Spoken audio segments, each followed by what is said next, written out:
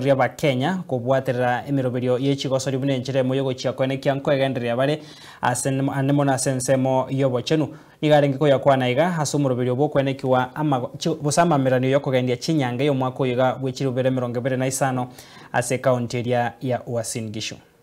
Nairobi, Mombasa, hii mambo ya cycling ni mambo ambaye inatusaidia afya. It makes your health better.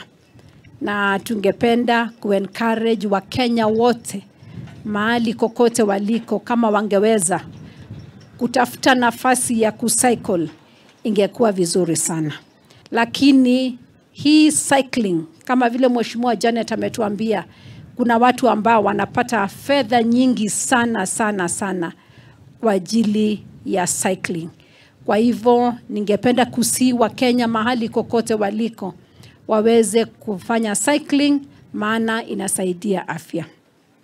Mambo ya cycling pia inasaidia kuhakikisha kwamba mazingira yetu yanafana. Kwa sababu ya ile jambo ya emissions.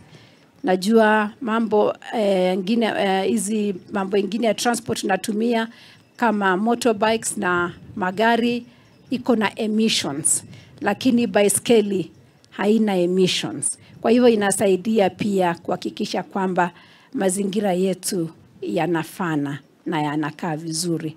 Sport can actually bring people together. I think these are the fruits of sport, because sport actually can bring freedom of association, and that's why we are associating here, and everybody will go home in a happy way. You know, they say when you are happy, then your days will be longer by 7 days. So I believe everybody who is here, you will get your extension by 7 days. So we really are proud. Apart from cycling being an exercise and health facility, it is also a talent that people can earn money from.